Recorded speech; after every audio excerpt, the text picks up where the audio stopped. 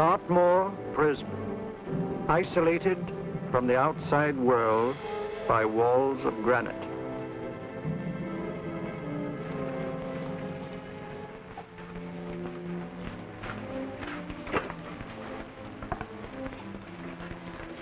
They say you could get out of here by merely telling what you know. You may or may not be another Scotland Yard bloke, but I'll give you the same answer I gave the others. I still have 2 years, 8 months, and 6 days left in which to make musical boxes. That'll be sold at auction for the benefit of this delightful sanctuary. And I intend to serve them.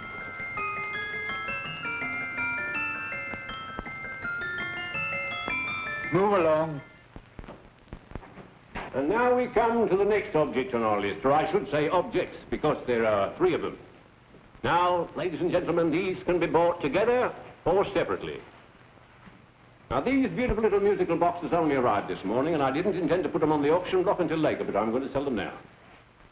So, good friends, as our old pal Mark Antony used to say, lend me your ears. And what do you hear? Right. The beautiful tinkle tinkle of a musical box. What a lovely trinket. What a beautiful gift.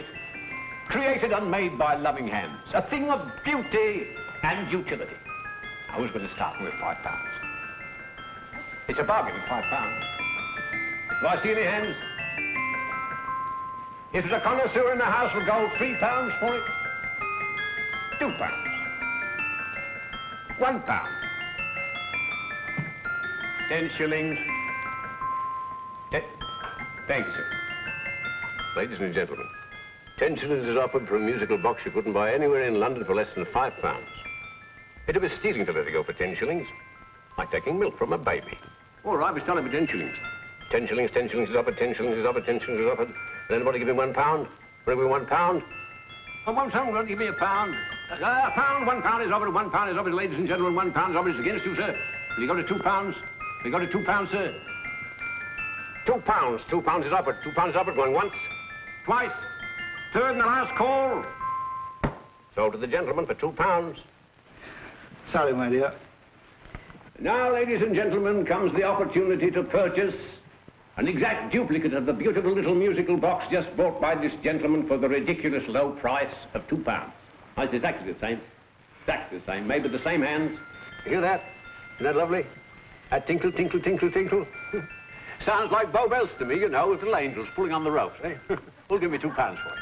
Who's starting with £2? Will anybody start with £2? Oh, come, ladies and gentlemen. You know, from your enthusiasm, we might all be in Scotland instead of London. Please buy it for me, Daddy. £2, certainly not. We all might be in Scotland. Besides, I don't like his manner. £1, 10 shillings. £1. £1 is ours. £1 is offered. £1 is offered, going £1. Any advance? Going once, going twice. The third and the last call. Sold to the lady for £1. Smart bidding, my dear. Thank you. We come to the third and last of these beautiful little musical boxes. Exactly the same. Tinkle, tinkle. Isn't that lovely? Ladies and gentlemen, I don't bring you here to gull you and swindle you. This is the exact replica of those 2 I just sold before.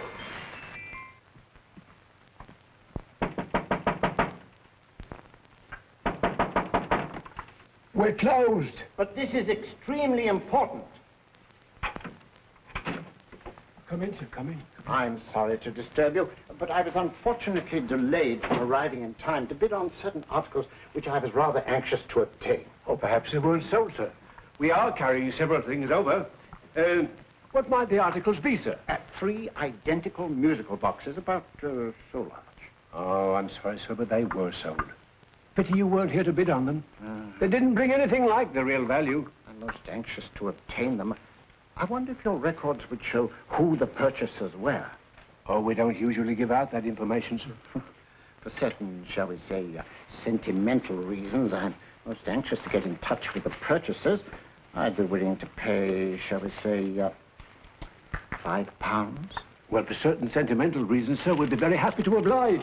Alfred, today's sale. The 3 musical boxes. Musical boxes, oh. Ah, here we are. The first purchase for £2 from Mr. Julian Emery, 52 Portman Square. Write these addresses down, Alfred. Yes, sir. Second didn't leave any name. Oh, how unfortunate. I think she's a dealer. You see, they don't like us to know where the things are going. On account of the profits. You say the second purchaser was a woman. Can you give me a description of her? Oh, she was a young woman. Fairly tall, slender. Had a light complexion and dark hair, and she was wearing A grey suit, don't you remember? That's right. She probably runs a gift shop. She paid £1. You say she comes here fairly frequently? No, I didn't say so. But she does, sir. Like as not, she'll come in on Thursday. We have sales on Mondays and Thursdays. Oh. And the third box? The third, Mr. William Kilgore, 143B Hampton Way. For 10 shillings. Quite a drop from £2. Mr. Kilgore was a Scotchman. Oh. Thank you. You've been most helpful. Oh, thank you, sir. And any time you're passing, dropping, we always have lovely things for sale. How kind, sir? Thank you. I'll be back Thursday.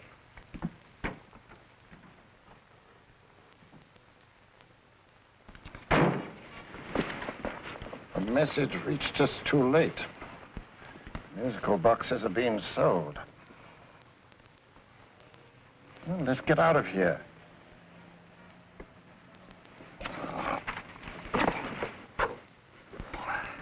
Someday you'll go too far. Reaching for a star, you fool. Yet a fool may touch a star, Colonel Cavanaugh, if he but reach high enough. But not possess it as you would. The musical boxes, they're being sold. What a pity for you, my dear Colonel. Is it my fault that the message reached us only an hour ago? Is it my fault that they were sold?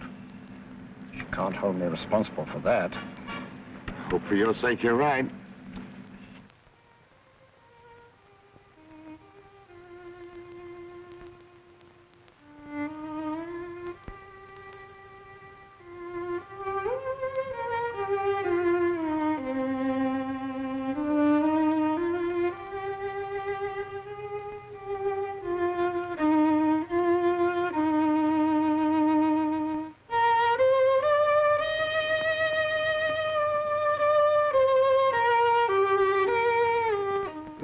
Upon you tonight at 7:45, a gentleman who desires to consult you upon a matter of the very deepest moment. Remember that letter, Holmes? It was written over 2 years ago. An interesting case, devilishly interesting. Irene Adler. What a striking-looking woman from the brief glance I had of her. Seems only yesterday. What charm. What poise, and what a mind. Sharp enough and brilliant enough to outwit the great Sherlock Holmes himself. I take it the new issue of the Strand magazine is out, containing another of your slightly lurid tales. Indeed. What do you call this one? I call it A Scandal in Bohemia. Not a bad title, eh? If you must record my exploits, I do wish you'd put less emphasis on the melodramatic and more on the intellectual issues involved. More on the what do you mean by that? Well, I do hope you've given the woman a soul. She had one, you know. By the woman, I suppose you mean Irene Adler. Yes. I shall always remember her as the woman.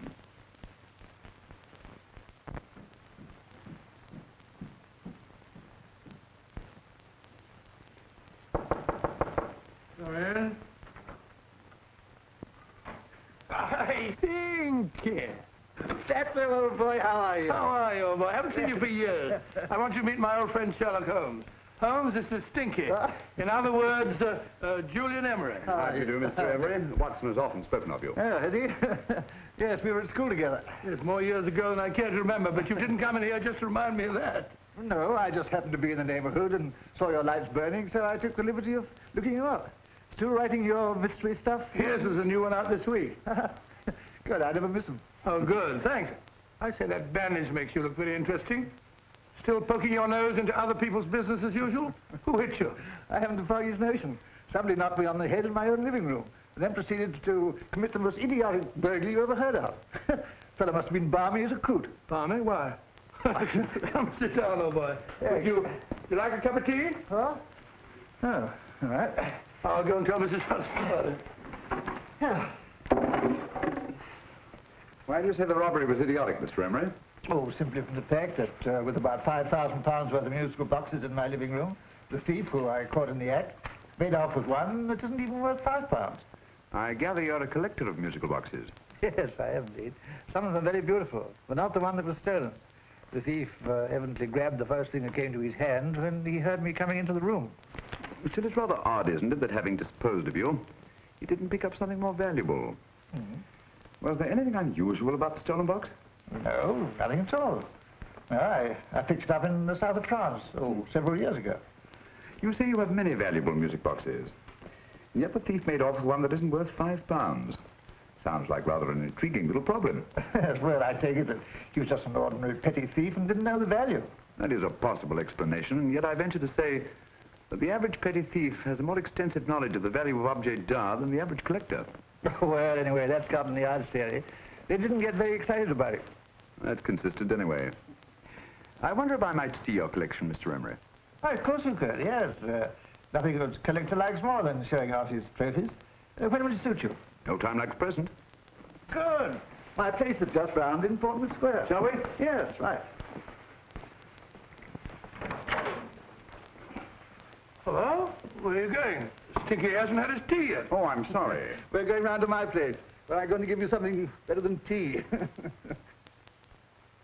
Now, this one was made for Louis XV, and is one of the very few still in existence from that period, and a particularly fine specimen at that. Charming, isn't it? Quite. They all sound to me like a lot of mice running about on a tin roof. I'm afraid you have no ear for music, Watson. Give me a good old band playing a rousing march. You have all your silly little tweets.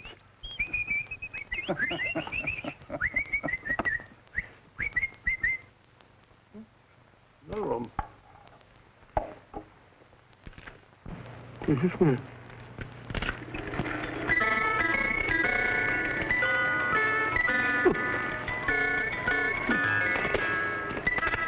Stupid thing. Singing rabbit. What would you say offhand is the value of a box like that, Mr. Emery? Well, it's hard to say offhand, but I think we'll bring about £500 or £600 today. It's the gem of my collection. Yet a thief who steals an oddity like a musical box passes up one worth £500 for one of almost no value at all. Odd. Very odd. What was the stolen box like, Mr. Emery? Oh, just a plain wooden box about so big. Mm-hmm. As a matter of fact, I have one over here almost exactly like it. I picked this up yesterday at an auction room in Knightsbridge. Paid only £2 for it. Of course, I wouldn't in the ordinary way add one like this to my collection, but the tune intrigued me. I'd never heard it before.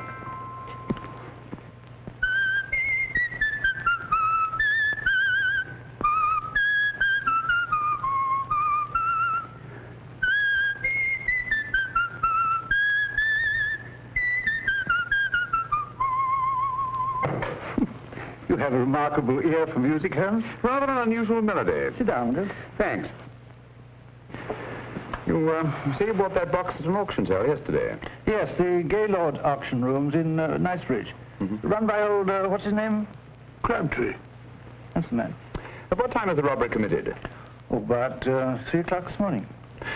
You know, Mr. Emery, that box and the robbery might well be cause and effect, especially since you say that the stolen box outwardly resembles this one a great deal.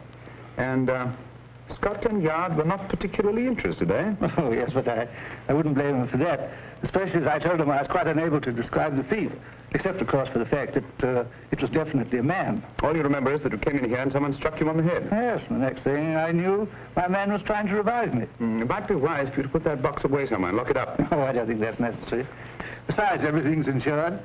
Well, at least if any further attempts at robbery are made, I'd suggest that you call the police, rather than running into any personal danger. Oh, come, Holmes, aren't you being a bit of an alarmist? Possibly. Well, Mr. Gray, old Stinky. Seems to me you are making rather a mountain out of a molehill. Molehill is the word, old boy, and it's time you were in bed. Thanks so much for letting us see your place. Well, it's been glad meeting you. Holmes, I can't understand why you were so mysterious. Seems to me the petty thief explanation was the only sensible one. Really? I can't see how you can believe it was anything else. I didn't say I believed it to be anything else. The petty thief theory is the obvious one, I grant you. However, it's often a mistake to accept something as true merely because it's obvious. The truth is only arrived at by the painstaking process of eliminating the untrue. We are not able to do that in this case without further data. Rubbish, you're pulling my leg. You're trying to turn a tuppenny halfpenny robbery into an international plot. No, I'm not. I just hope that your friend Stinky is a little more cautious in the future. Just in case.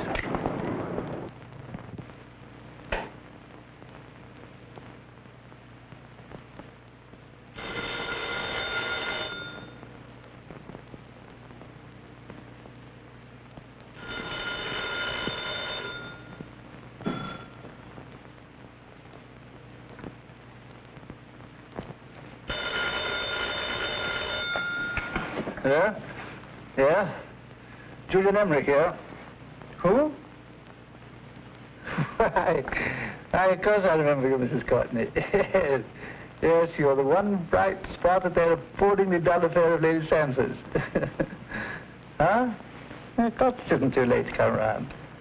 Yes, I shall be delighted to give you a drink. I tell you what, come straight up and I'll leave the door unlatched.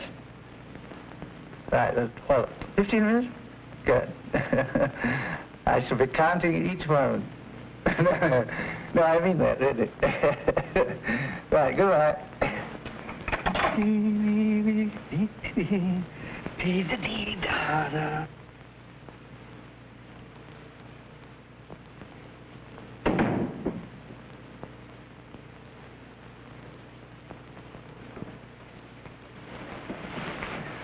Boo! Oh, you startled me. Did I? Yes. Must be the pixie in me. I know I shouldn't have called you so late, but I was at a party just around the corner, and I remembered your invitation to see your collection of musical boxes. My dear Mrs. Courtney, the pleasure is all the greater for being so unexpected. My friends call me Hilda. Thanks. Mine call me Stinky. Stinky, how quaint. Oh, what a perfectly wonderful collection of musical boxes. You know, when you told me you had a collection, I had no idea it was so attractive. Yes. They appeal to the ear as well as to the eye. Oh, what a plain little one. Why, it looks just like a country cousin amid all this grandeur. No. You mustn't underestimate the country cousin. Only last night a burglar broke in here, and with all these to choose from, went off with one very much like it. Really? Yes, I don't mind the loss of the box so much, but I do resent this crack on the skull. But it makes you look so interesting. Oh, do you think so? It's funny, that's what old Fatso said. Fatso? I mean, Dr. Watson. He was here this evening with a friend, Mr. Holmes. He's interested in my collection, too. Sherlock Holmes? Yes. Do you know him? I've heard of him. Yes, he seems to think I'm in some sort of danger. What a haunting tune. It takes me right back to my childhood. Really? Do you know, it's odd that you should be interested in that particular musical box. Odd? Why? Because Mr. Holmes is also interested in it. He may have been more interested in the tune than in the box. I did, yes, that's right. I remember now. He whistled it note for note, having heard it only once. Really? He must be a remarkable man. Bit of an alarmist, if you ask me. Don't you believe in warnings? Of course not. Who'd want a box like that? I would. You're not serious. Oh, but I am. Well, you put me in a very awkward position. I'm a collector, you know. And the collector buys but never sells. But if the price were high enough... Price has nothing to do with it. It's the principle of the thing. Yes, well, we haven't had our drink. No, thanks. I must be getting along. Must you really? I'm afraid so. You're not walking out on me, are you? My reputation. Stinky. I say, you know, you are an attractive woman. Thanks.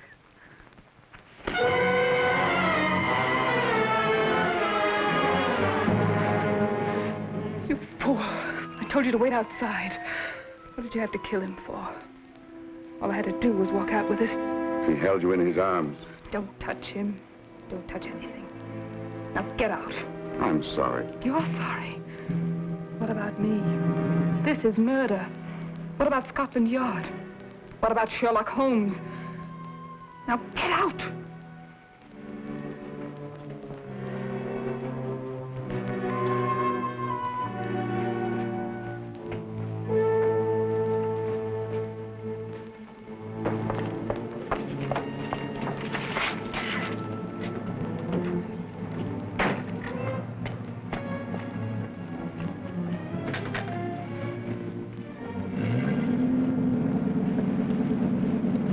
you get it? Good. Did you have any trouble with him? Just a matter of murder. Mr. Holmes. Hopkins. Thanks for coming so promptly. Inspector Lestrade suggested that I call through to you. Mr. Emery was the client of Mr. Holmes, Inspector. Indeed. You didn't mention that when I telephoned you, Mr. Holmes. Well, not exactly a client, Inspector. Sergeant Thompson? He was killed between the hours of 11 and 2 o'clock this morning, Mr. Holmes. Must have been someone he knew, someone of whom he had no suspicion. Poor old Stinky. It's all my fault. I should have prevented this. Well, it's no time to start talking about that now, Doctor. Apparently it's gone. That's the second attempt on the musical box that Emery bought at the auction sale. And this time it was successful. But that box was only worth £2. It was worth a man's life, Watson. I think we'd better pay a visit to Gaylord's auction room and that fellow Crabtree.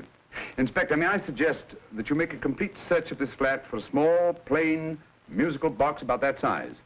Thank you. Come on, Watson. You say the first box went to Mr. Julian Emery. The second to Mr. Kilgore, 143B Hampton Way.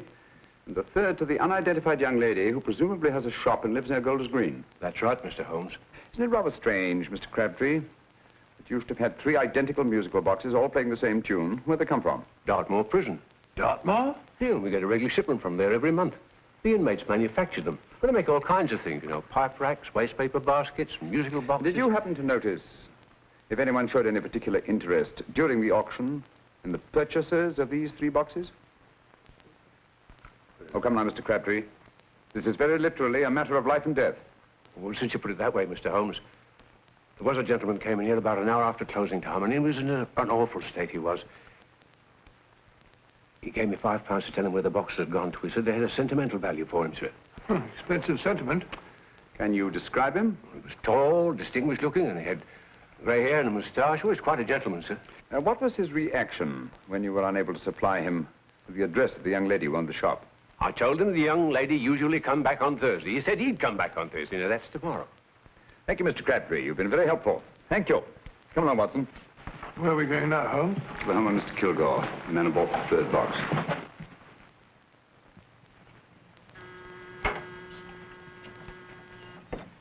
But hang it all, Holmes, how do you know those other 2 musical boxes are of any importance? I don't, but I certainly have no intention of waiting until the owners are murdered to find out. No one at home. I hope that's the explanation.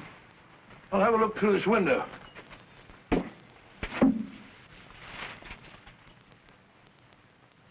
Doesn't seem to be anyone there.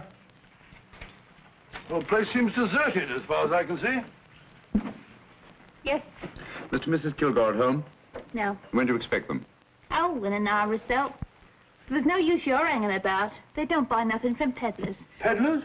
My good woman, this is Mr. Sherlock Holmes. Sherlock Holmes? Oh, go on. Do you mind if we come in and wait? My business is rather urgent. Well, I've got to go out and do my shopping. And I don't know if Mrs. Kilgore'd like any strangers nosing about. Quite all right, I assure you. Well, I've got to be off. It's too late in the parlor. And no smoking either. Mrs. Kilgore says it smells up the house. Funny old girl, Holmes.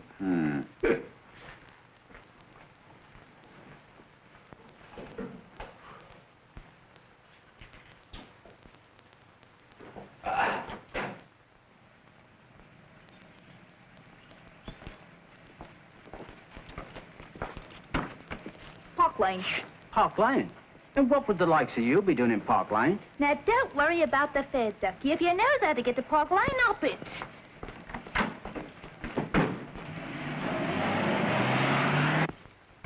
You know, Holmes, I've been thinking. There must have been something hidden in that box of old Stinky's. Stolen jewelry, possibly. What's up, Holmes? Listen.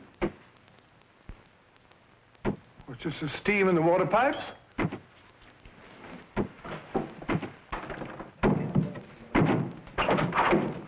Watson! Great Scott! Come on, Holmes. Get on the chair here.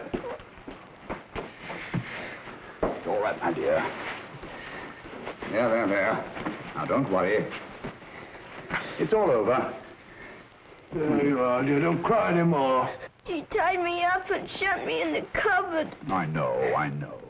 She won't come back. Did you show her your new musical box? Yes, she said she wanted to hear it play, and as soon as I showed it to her, she grabbed hold of me. I know. Now, don't worry. We'll buy you a new musical box. Yes, my dear, the best one in London. Watson. Oh, what a fool I've been. What do you mean, Holmes? She took the musical box out of this house and that market basket, right under our very noses. Why could the Kilgore charwoman want to take the music box? She isn't a Kilgore charwoman. She's a consummate actress. An extremely clever, unscrupulous woman who will stop at nothing. Take care of the child, will you, Wolfella, till our parents get back. Explain everything to them. Of course I will. But, Holmes, where are you going? Somewhere, somehow. I must get to the young lady who bought that third musical box before our opponents find out. I only hope that I won't be too late. Oh, no. No, darling, you mustn't cry anymore. Now, cheer up. Would you like to hear old Uncle make a noise like a duck?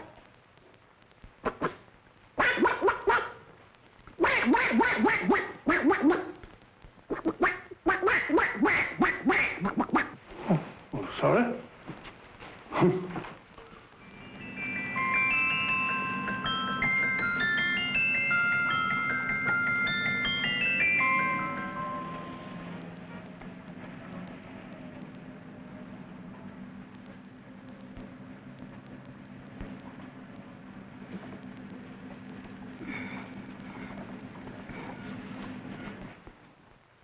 Now, ladies and gentlemen, how much am I offered for this beautiful lace Dresden china figurine? A lady of the French court. Now, this is the genuine article. What a beautiful ornament for your mantelpiece. Or you could use it as a centerpiece on the dining room table. Now, will somebody start me for £10? Will somebody start me for £10? £8? £7? All right, £5 is offered, £5 is offered, £5 is offered, £5.10, £5.15, £5.15. £6 is offered, £6, going once, going twice, the third and the last call. Have you all done? Sold to the lady from Twickenham for £6. Next, we have a real museum piece, ladies and gentlemen. A fine 19th century doll. A costume and exact replica of the holiday clothes worn by the Hungarian peasant women. Now, ladies and gentlemen, an article like this would cost you from £15 to £20 in a West End shop. I'm not going to ask you for anything like that. Who'll give me £2 for it? £2. Anybody offer me £2? £2 for the Hungarian? £2? £1. What? Does anybody give me £1? Anybody offer me £1 for the doll? £1 is offered, ladies and gentlemen. £1 is offered. Now, I'm not going to waste your valuable time or mine in trying to get one half of what this beautiful doll is worth. If the young lady can steal it for £1, that's her good fortune. So it's going once, it's going twice, the third and last call. Any more? Sold to the young lady for £1. And now, ladies and gentlemen, may I draw your attention to something which may be a great surprise to you, worthy of any collection. The only other one like it is in the British Museum. It's a Ming vase of the 7th dynasty. This vase lay in a large collection somewhere outside Rome for over 2 centuries, I understand. It was discovered there by the noted antiquarian, Sir Andrew Coppleston. Now, some of you may remember Sir Andrew Coppleston. Besides being a noted traveller and antiquarian, he's also a gentleman rider.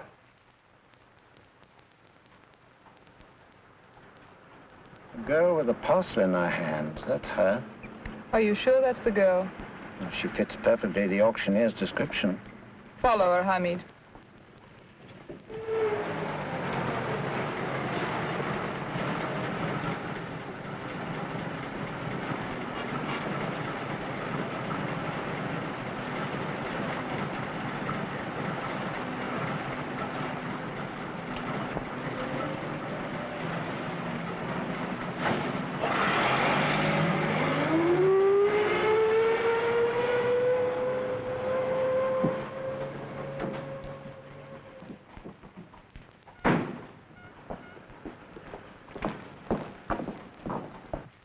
Lovely, dear. And only £1. We can get at least 3 for it. Easily. I'll go make some tea. I could do with a cup. Right.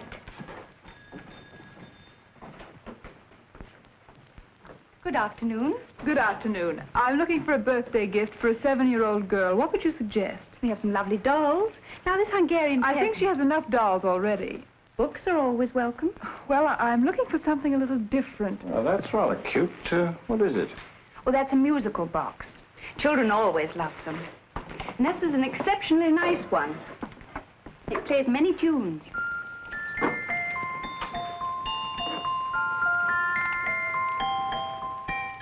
Have you any others? Yes. If you'll just step this way. I have only 2 left.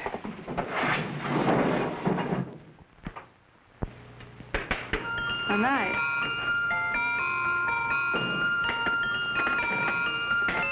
Are you sure this is all you have? I'm sorry. They're rather hard to find, you know. That's our entire allotment. I did have one other, but I sold it earlier this afternoon. But it was only a plain wooden one. It wouldn't have been a very nice gift for a child. Really? Do you happen to know who the purchaser was? Why, yes. He left his card, just in case anyone should inquire for him.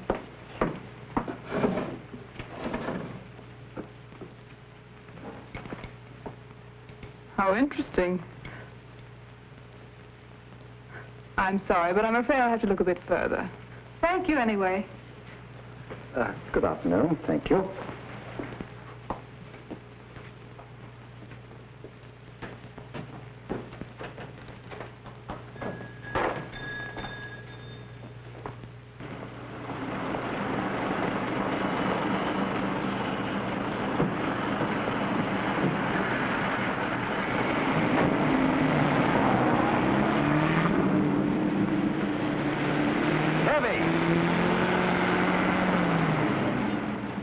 Follow that cab. Here, now, what?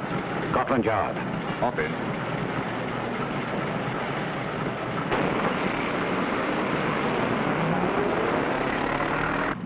Sherlock Holmes. I might have known. We thought we were the hunters, instead of which we're the hunted. We've been fools. We played right into his hands.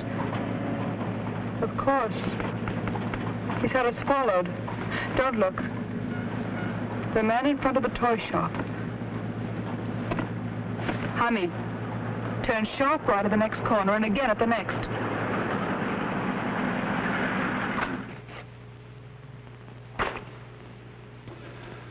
No photograph of her, Commissioner, as I expected. She's not a known criminal. But how do you expect to know if you do find her? After all, she was disguised as a charwoman. Don't worry, old fellow. If I ever see her again, I'll recognize her. Well, it won't be long till we know who they are and from where they operate. Who's covering them? Sergeant Thompson's following them, sir. They won't get away from him. He's a good man. We could have arrested them at Clifford's toy shop if we had any proof. But we know that they killed Emery. Proof, my dear fellow. We must have proof. We've x-rayed it, sir. There's nothing whatever concealed in the box. We'll have a look at the plates.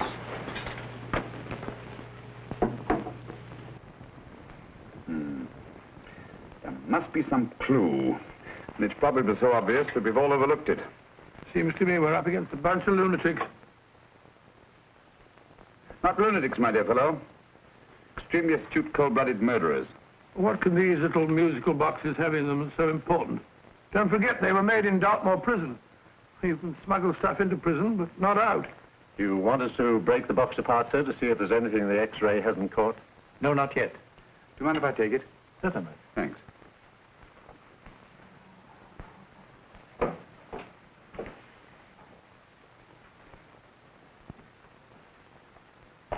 The governor of Dartmoor Prison informed us, sir, in answer to Mr. Holmes' question, that all 3 musical boxes were made by the same convict, John Davidson, serving a 7-year term, sir. Davidson? The Bank of England plate. That'll be all. Yes, sir. Now we're getting somewhere. Wait a minute. How did you know about the plates, Mr. Holmes? I'm a student of crime, Inspector. I make it my business to know about such things. And when the name of Davidson was mentioned... Well, who is this fellow Davidson? As long as Mr. Holmes seems to know all about it already, I suppose there's no harm in telling you. 2 years ago in London, there occurred a robbery of such tremendous importance, although the stolen articles themselves have no intrinsic value whatsoever, that the Home Secretary was instrumental in seeing that not a word of it appeared in any newspaper. But you never told me anything about this, Holmes. You were away at the time. Articles of no intrinsic value and yet of such importance? I don't understand. Davidson was apprehended within 15 minutes of committing the theft. But by that time, He'd hidden the articles in question, and they've yet to be found. Before going further, Dr. Watson, I must inform you that this matter's not to be mentioned outside of this room. Of course not. Do I look like a man who'd gossip? Let's not go into that now, old fellow, shall we? Davidson had been employed for years in a position of extreme trust by the engravings department of the Bank of England. The articles he stole were nothing less than the complete duplicate set of plates for printing £5 notes. What? The Bank of England's own plates? Precisely. And with those plates, a gang of crooks could flood England with £5 notes, not forged in the usual sense of the word, but notes undetectable from genuine Bank of England notes in any way whatsoever. Good heavens. Any whisper at all might have resulted in enormous damage in shaking public confidence in the Treasury. We tried everything after we arrested Davidson. Offered him a shorter sentence if he'd tell us where he'd hidden the plates. Why, we even put in Scotland Yard men with him as cellmates, but no result. Obviously, Davidson is a man of strong character and infinite patience. Yet suddenly he feels impelled to smuggle out the secret of the hiding place of the plates to his confederates. Why? I don't understand, Mr. Holmes. Well, for example, has the Bank of England made any plans to radically change the design of the £5 note so that in, say, 7 years from now, notes made from the stolen plates would be worthless? Confidentially, Mr. Holmes, such a move was discussed. But replacing all the £5 notes in circulation would be such a Herculean task that nothing's been done about it as yet. I see. Of course, there is another possible explanation. Davidson didn't have much time to find a hiding place before he was captured. He may be afraid that the plates will be accidentally discovered before he's released. Hence his anxiety to communicate their whereabouts to his confederates as soon as possible. I believe you've hit it, Mr. Holmes. I'm sure that the message is contained in this musical box. Or rather, in all 3 musical boxes, since possession of all 3 seems to be essential. Our opponents have 2/3 of the puzzle, we have 1/3. Well, what are you going to do, Holmes? Try to deduce the message from the 1/3 that we have.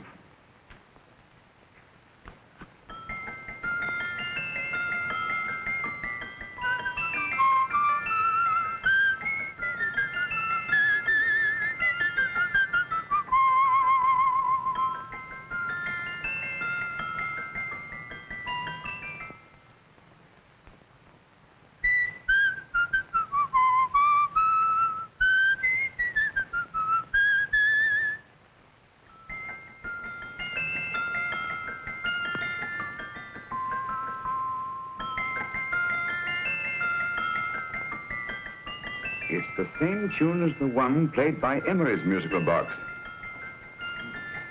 And yet it's different. Sounds the same to me. The tune. Somehow the tune is the key to the mystery. It must be the tune. Otherwise, why use 3 musical boxes to convey the message? Why not collar boxes or shoe boxes? Yes? Oh. It's for you, Inspector. Oh, thank you, sir. Inspector Hopkins speaking. What? Where? Golders Green Station reports they've just found Sergeant Thompson's body. From the tire marks on his clothes, he was apparently run over by a taxi. What an unfortunate accident. Not an accident, my dear fellow. I'm afraid it's murder. You never know just who you're going to meet when you're walking down a busy London street. Mrs. Orchid, Mrs. Brown, any subject of the crowd. Oh, you never know just who you're going to meet. So you better hold your topper in your hand, just in case you meet a lady on the Strand. Girls will think you're kind of sweet, and your day will be complete. Oh, you never know just who you're going to meet. Now a gentleman is judged by his appearance. Yes, a gentleman is judged by how he talks. Now he's much better off when he's acting like a top, especially if he's taking him a walk. What on earth is this outlandish place? A rendezvous for actors. Actors? Buskers, old boy. You've seen them 1,000 times. Actors who entertain the queues, waiting outside theaters.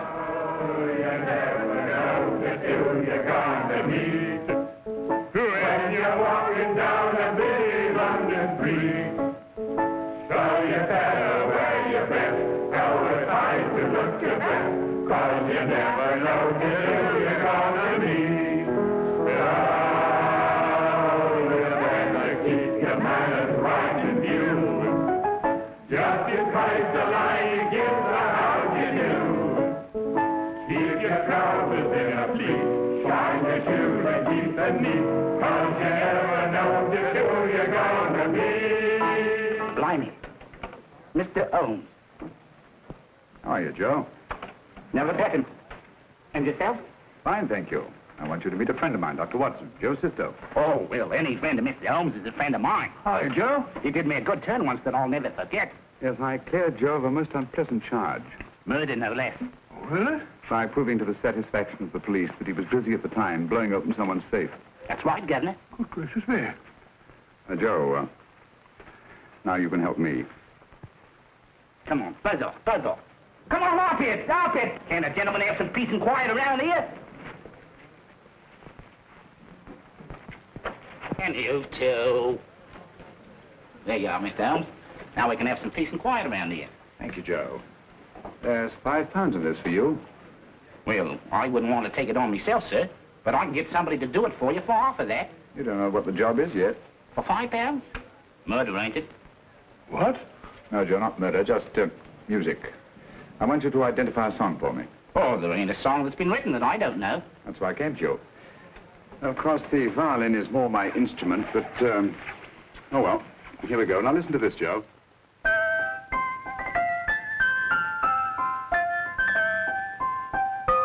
Wait a minute. You're playing that wrong. That should be E natural, not E flat. You know the song? Oh, yes. It's an old Australian song called, The Swag Man. But you're playing it all wrong. That's what I hoped you'd say. Now listen again, Joe.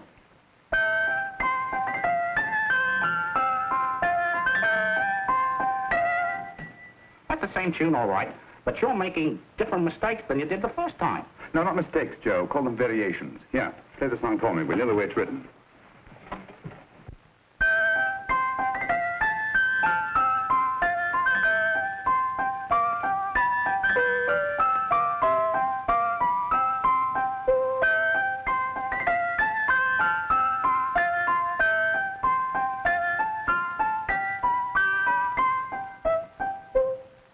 There you are. Thank you, Joe. What's it mean, Holmes? You onto something? Perhaps. I don't know yet. It's probably a code of some sort. Joe? Could you write the song down for me? The way it was originally written? Oh, sure, Mr. Holmes. But it'll take a few minutes. Mm-hmm. Here, Mabel. Pale ale. Come on, off to it. Along with it.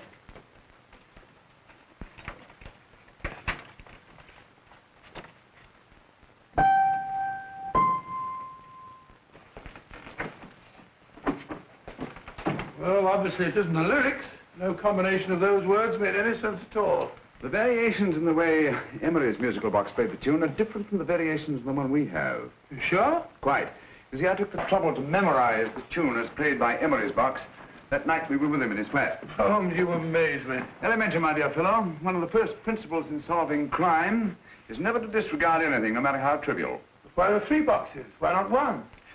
Because the message was obviously too long to be conveyed by any one variation.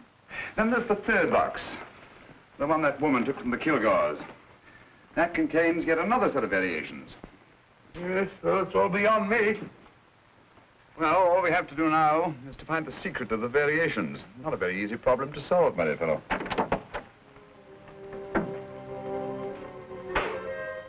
Hello. What's up?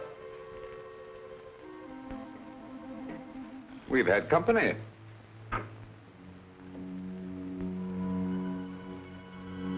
I say, this is outrageous. Ask Mrs. Hudson to come in here, will you? Right.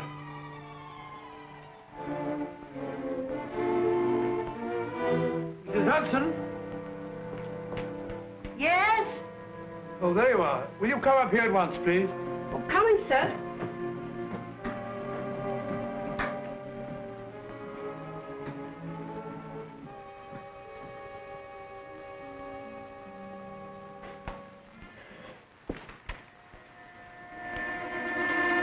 Mercy me, Mr. Holmes.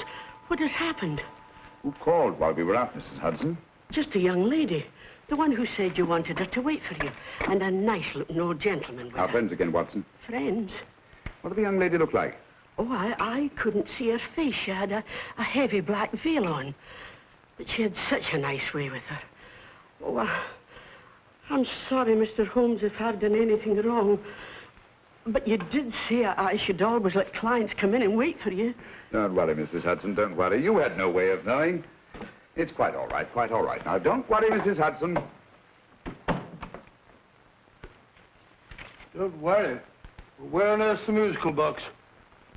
They didn't get it. Didn't get it? Where is it? It's in your hand. Huh? In that biscuit jar. Take the biscuits off the top. Now put your hand inside, and you'll find the music box. Well done, Holmes. Well done. Amazing.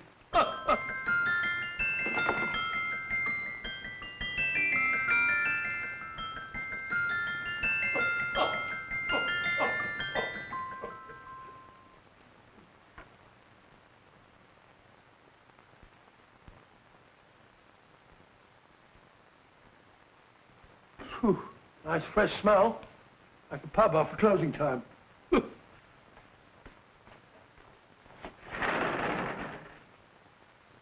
I say, Holmes. What? It's morning. Allow me to congratulate you on a brilliant bit of deduction.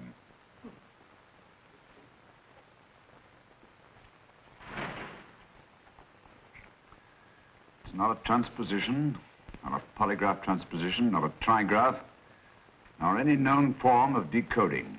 How about the Morse code? Have you tried that? Yes, at about 3 o'clock this morning. I'm sorry, old man. I was only trying to help.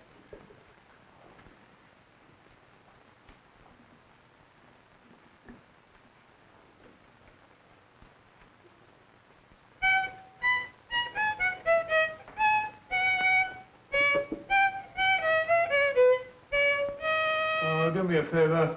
Not again. Must have heard that thing 1,000 times. Kept me awake all night.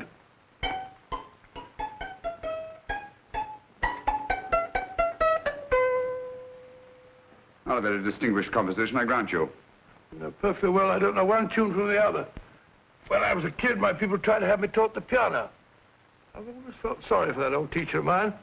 The poor old girl finally reached the point of numbering the keys for me. 1, 2, 3, 4. Even then, I never progressed beyond... Numbering the keys, Watson.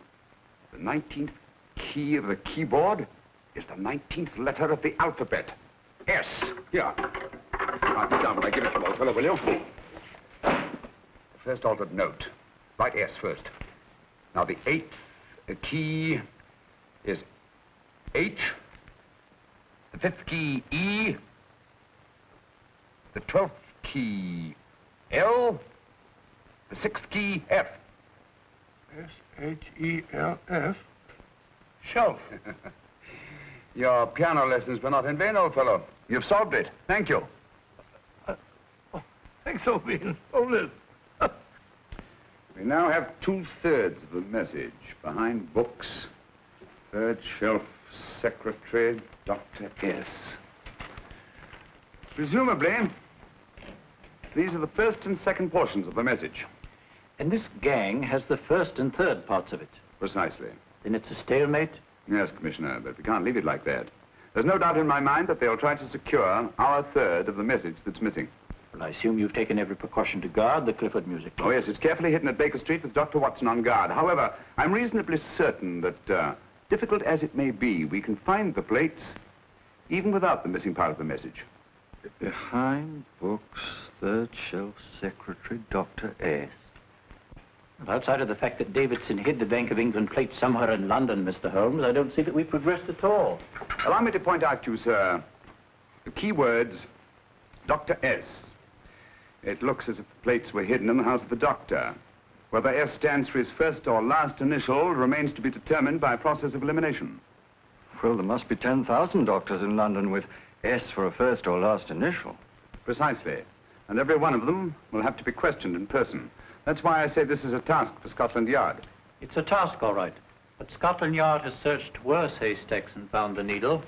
Well, for the time being, I'll leave the matter in your hands, gentlemen. We'll call you if and when we get a lead on our mysterious Dr. S. In the meantime, I intend to follow up a little clue concerning a cigarette.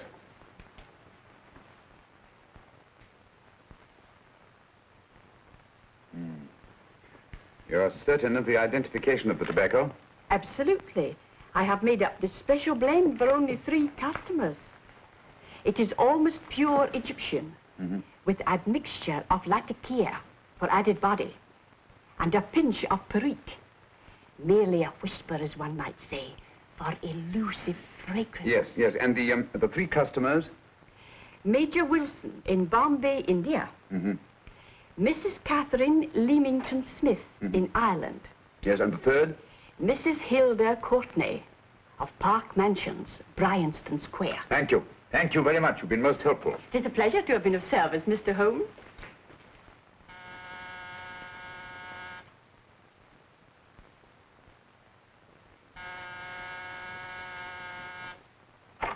Yes? Mrs. Courtney? Yes. My name is Sherlock Holmes. Oh, do come in. Thank you. I've heard of you, of course, Mr. Holmes. I believe we have a mutual friend in Sir Edward Brookdale. He's spoken to me of you quite often. Indeed. And to what good fortune am I indebted for this visit? I think you know Mrs. Courtney. Well, I did get a summons for speeding last week. But outside of that, I don't think I'm of any interest to the police. Oh, come now, Mrs. Courtney. You seem to forget that you and I have met before. I'm sorry. I'm sure I would have remembered meeting the great Sherlock Holmes. Please sit down. Thank you. You say we met before. Yes. At the home of Mr. and Mrs. Kilgore, 143B Hampton Road. Kilgore? I don't think I know anyone of that name. Well, I didn't say you knew them. As a matter of fact, you called on them when they were out. I don't understand, Mr. Holmes. Really? And you were dressed rather differently. Indeed. Cigarette? Thank you.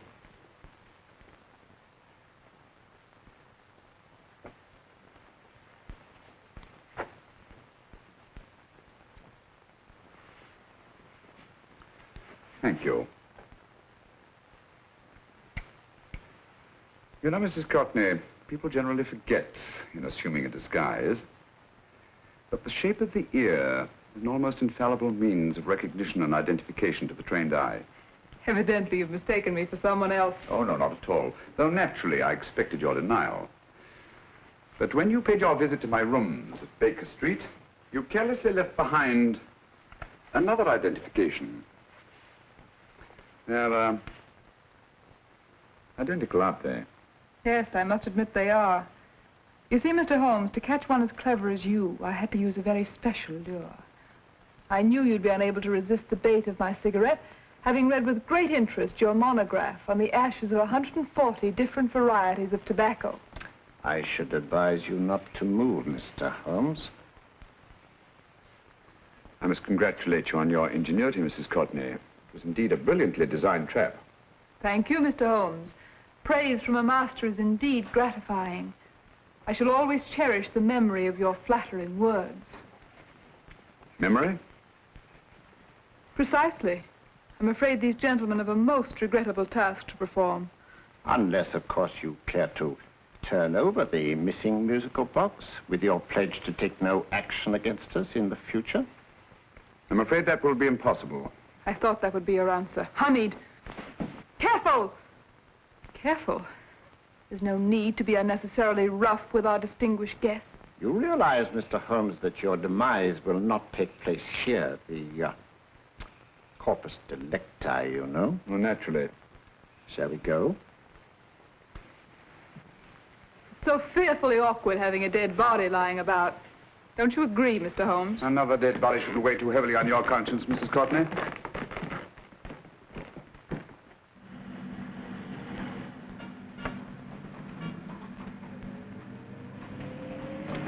You mind if I have a cigarette? Don't see why not.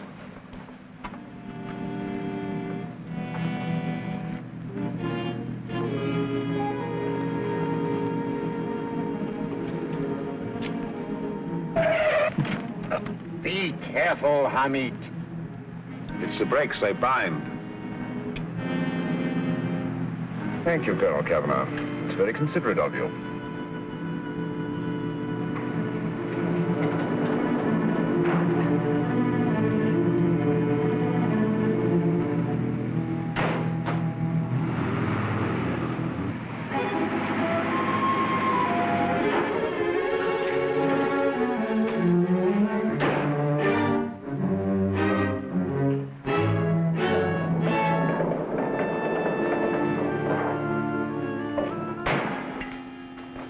You'll be happy to know, Mr. Holmes, that your death will be a painless one. Hamid, attach this to the motor of the taxi. That little attachment, my dear Mr. Holmes, contains the deadly fluid known as monosulfide. The Germans use it with gratifying results in removing their undesirables.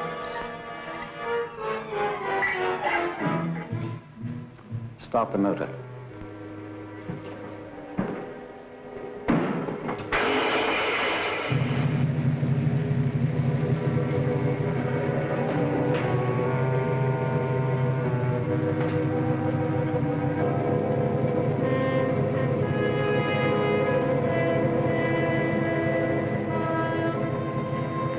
Tape his mouth.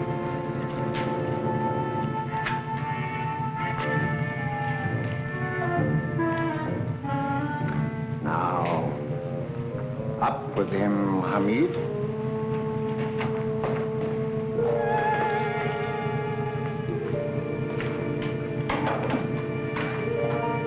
You find yourself like Muhammad's coffin, Mr. Holmes, suspended between heaven and earth. Plenty of fuel in the tank? Good. It would be too bad to have anything go wrong through so simple an oversight.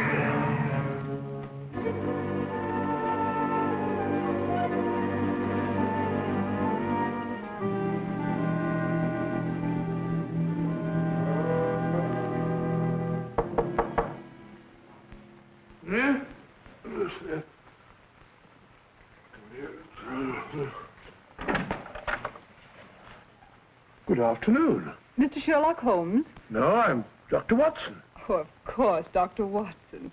How stupid of me. Oh, so stupid of me. Won't you come in? Well, I really came to see Mr. Holmes. Oh, I'm afraid he's out. I don't know when he'll be back. Perhaps there's something I can do. Won't you sit down? Thank you. You know, Sherlock Holmes and I have been engaged on a great many cases. Oh, really? Yes, indeed. As a matter of fact, this very moment, we're involved in one of the most baffling... Oh, well, won't you tell me your trouble? I may be able to help you. That's very kind of you, Dr. Watson. Perhaps if I wouldn't be imposing too much. Imposing? Oh, there's no imposition at all. A pleasure, I assure you. Now, tell me all about it, Miss Williams. Mrs. Williams. I live in Surrey, Dr. Watson, and I've come up to London in sheer desperation. My only sister has disappeared, and the local police seem utterly unable to find her. Well, Holmes and I solved a case exactly like that once. Very interesting as far as I remember. I call it the adventure of the solitary cyclist. Oh, sorry. Now I come to think of it, it wasn't so very similar. Entirely different. I don't think what I was saying. Where were we? She's only 17, Dr. Watson, and until she disappeared last Thursday, she seemed to be in the best of spirits. Well, possibly a romantic entanglement? Oh, no, nothing of the sort. She left no note, didn't even pack a bag, no explanation. She just started to walk to the village from our house in broad daylight and simply vanished from the face of the earth. Oh, there. Might I have a glass of water? Glass of water. Have one in 1 minute.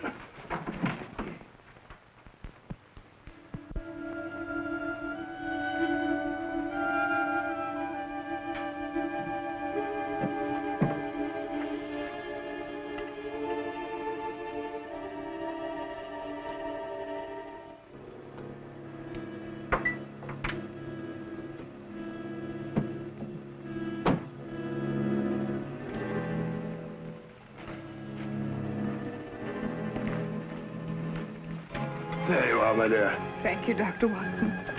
No, you're not to cry anymore. You must pull yourself together. Oh, I feel much better already knowing that you're going to help me. Oh, Dr. Watson, look! Good heavens!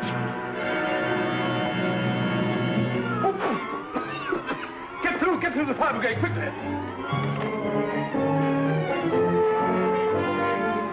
Haven't you a fire extinguisher?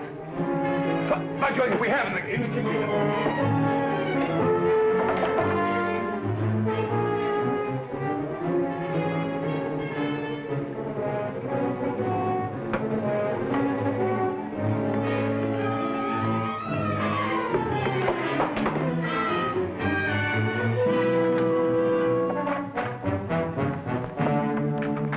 Don't you worry, Miss Williams. We'll have this thing out in no time.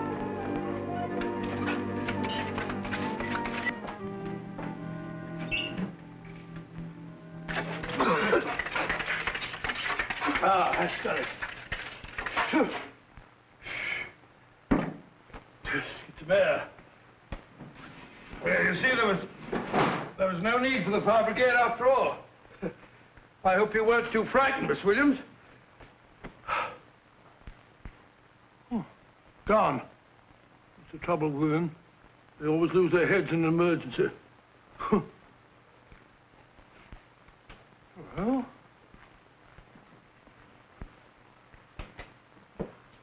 a musical box. Great Scott! Miss Williams!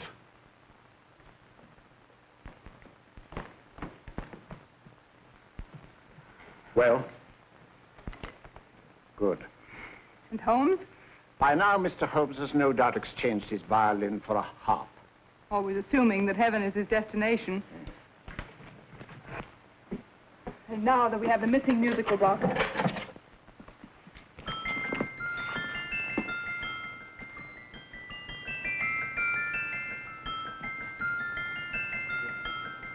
"19th note. 19th letter." Yes.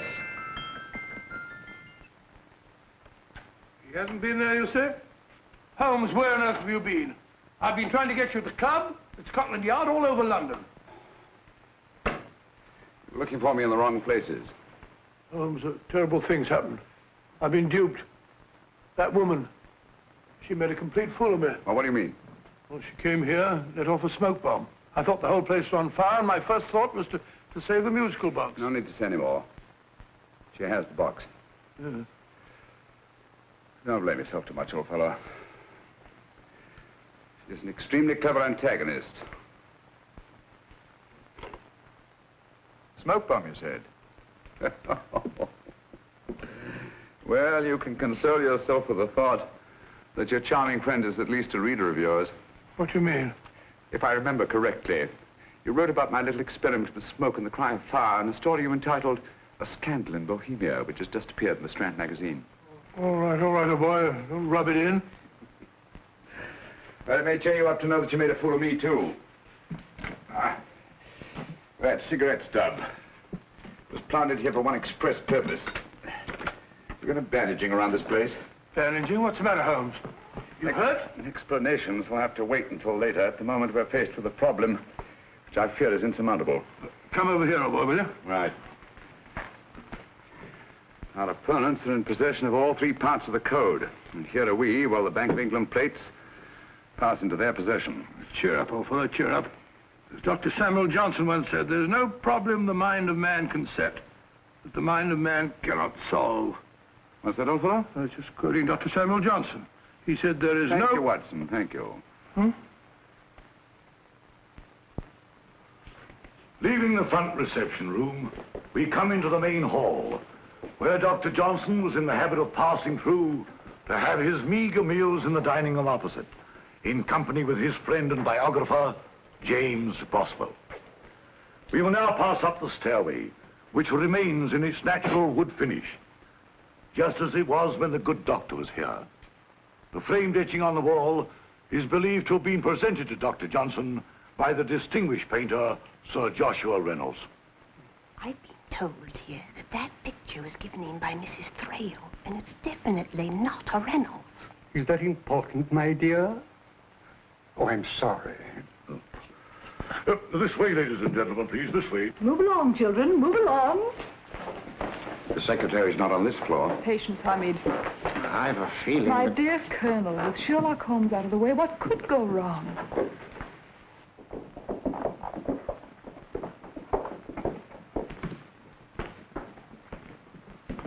And here we have the Garrett Library, in which Dr. Johnson wrote his famous dictionary, and in which you will see also many of the great man's books and other items of interest. Step forward, ladies and gentlemen, please, step forward. Standing in the corner is the secretary, which contains many of the original works by the literary genius. On this table, Dr. Johnson's cat, Hodge, used to sleep while his master worked. A strange thing about this cat, ladies and gentlemen, was its love of oysters.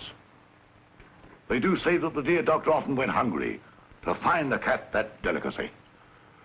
What a pity. Now we will visit the grey room, which is immediately below us, in which you will see the very bed in which Dr. Johnson died. What did he die of? Gout. Just gout. This way, ladies and gentlemen. Mind the steps, please.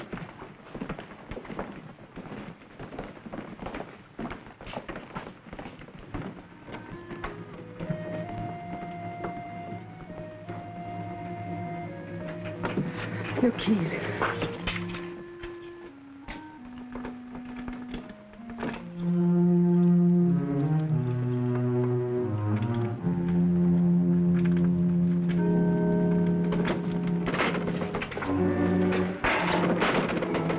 Third shelf up.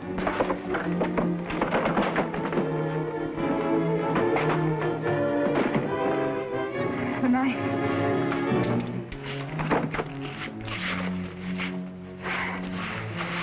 Gentlemen, the Bank of England plates.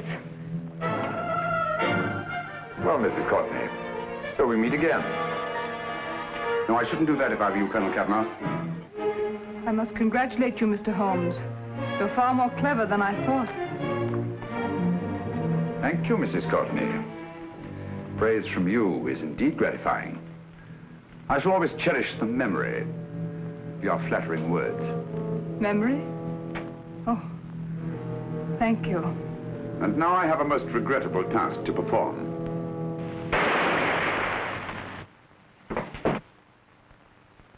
Holmes! Coming, Holmes! Holmes! You all right? Perfectly, thank you, old fellow, but I think this gentleman on the floor requires some medical attention. We must see that he looks his best, you know, when he's hanged. Take them in charge.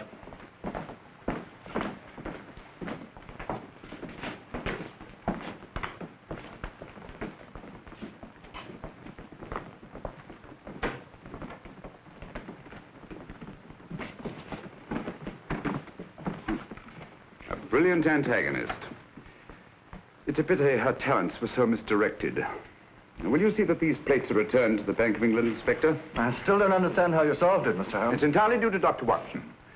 He gave me the clue when he mentioned Dr. Samuel Johnson. Well, congratulations, Doctor. Oh, thank you, Inspector. I don't think I'd have done it entirely without Mr. Holmes's help, you know.